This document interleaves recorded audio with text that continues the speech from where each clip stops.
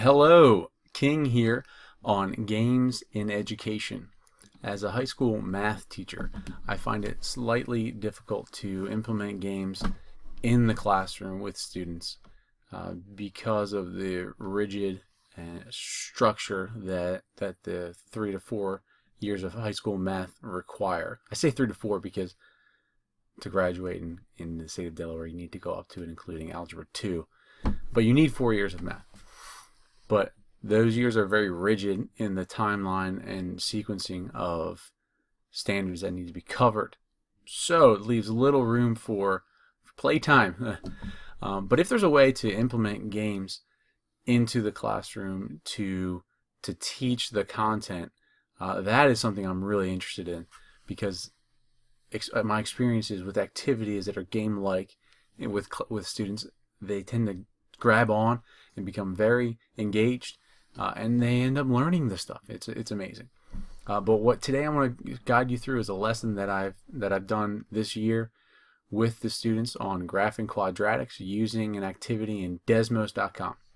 And I actually have a bunch of, I have 4 Kindles logged on as students that I'm going to show you what it looks like from their end as well, and what the functionality within Desmos that's built in already.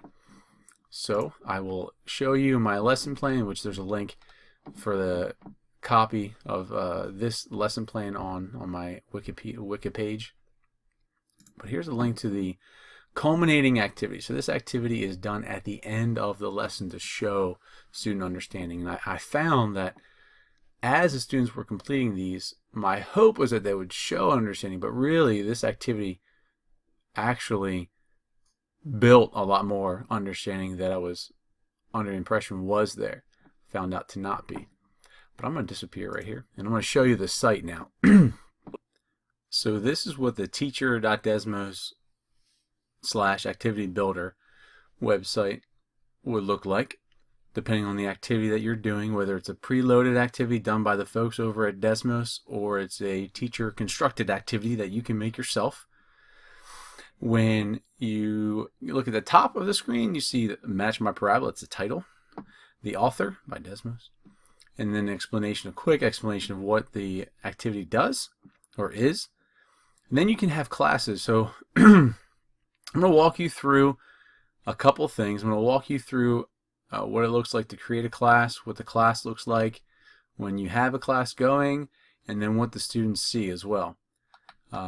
These down here are all the screens that are in the activity. So it's I guess it's like it's an index card-ish looking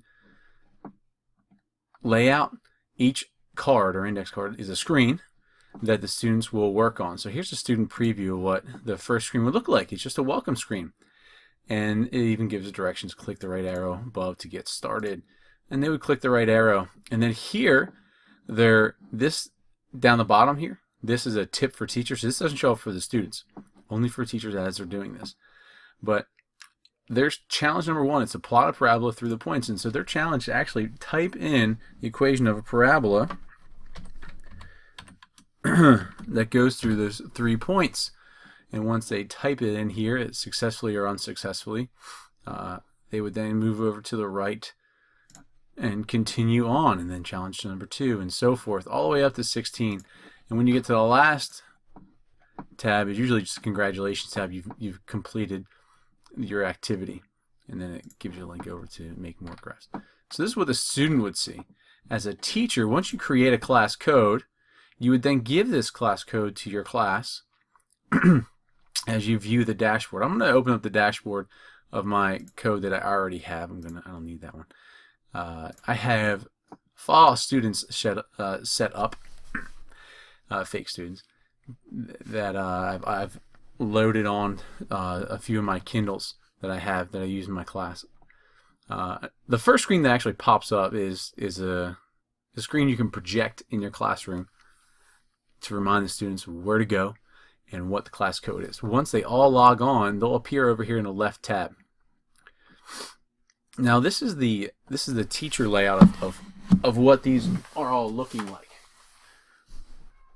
Now I just went offline and changed a couple of things because my Kindle said logged off. But you open up this page and you see a little circle in the middle of a line segment that is showing the student progress. It gives you a visual representation of how far that student is compared to the end, the whole 16 slides or cards or screens of the activity. So you can see A student, it looks almost halfway. B student and C student look about the same, and D student looks way in the beginning, not too far behind B and C. But that gives you individual student, and if I wanted to, I can click on a student to bring up their screen, and I can actually see what they are doing. So if they are starting to begin to type in an equation, I can see that as they work.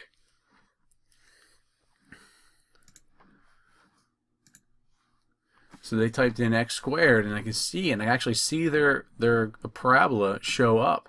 Now they're not done with this challenge yet, but I can see their work as they progress. Or I can also see this whole overview of all the screens, and if I hover over these little indexes where the students are, it'll tell me which student is on screen 3, D. That B and C are in fact on the same screen 5. And then student A is over here in screen 7. And if I wanted to see, well, how, what are they actually doing? I can click on this little button to show what progress they've done so far. I can see their responses, and I can notice that they aren't actually doing a lot of work. It looks to be just skipping through the slides. And so if I wanted to, I could go back to the weakest link, or the slowest one so far, C, and say, you know what, guys, we are kind of off pace. We're all going to go back to screen 3. And what happens is all the students are pushed back to screen 3, and then you can do more of a teacher-instructor, teacher-guided pacing, if you so desire. And then you can turn it off at any time and let the students go free. And once you do that, they're all back on that third screen and continue to progress through these challenges. If I wanted to make it a race, more of a game, a competition, I could actually project this screen up on the whiteboard projector or however you project information, and you can make all these student names anonymous, so their fake names show up, and you don't know, once A student doesn't know B student, and C student doesn't know D student, and yada yada, so forth, so that all they know is they're trying to, Carl, whoever Carl is, we know him as C student, but Carl is actually just trying to beat everybody else. And so they'll know where they are compared to others, but they don't know who the other student is. This adds a nice competition like atmosphere in the classroom, and I've experienced this because I brought my own technology into my classroom and used it for a bit until I wasn't able to do so any longer. But it was pretty amazing to see the students progress in a challenge-like atmosphere where they weren't afraid to make risks because they knew they can always just try again, and really they just wanted to win. They just wanted to win, and a lot of students were actually learning these transformations of quadratics. So not only can you do this from this teacher screen, but you can jump to a question and see what everyone is doing. If I wanted to see what all the students had done so far, let me type in a couple more to add on to it, and let me hit refresh here. Go to here and then the overlay. Notice this third graph wasn't there in the beginning, and I'm going to add another one. Oh, it's actually jumping in as we do it. And so this graph wasn't here as well. And so I can see everyone's responses on the graph overlay, and I can see everyone's responses in a screen drop format. Notice Carl did 2 responses. He's got 2 correct so far. Marianne has done 2 so far, but both incorrect. And so I can go to Marianne and say, Marianne, you got Let's look at what you've done and look at where you're making this common mistake. Okay? And that comment and feedback with Marianne would be done individually. I could pull her aside. I could wait a couple minutes until I notice a set of 3-4 students, say, that are just having the same problem, and pull them into a separate group and do some reteaching. So this is one of the many reasons that I think Desmos, the website in general, is just fantastic to implement in the classroom. It is a time saver. It gives the students voice. It gives the teacher the ability to give feedback instantaneously, and that in itself is powerful.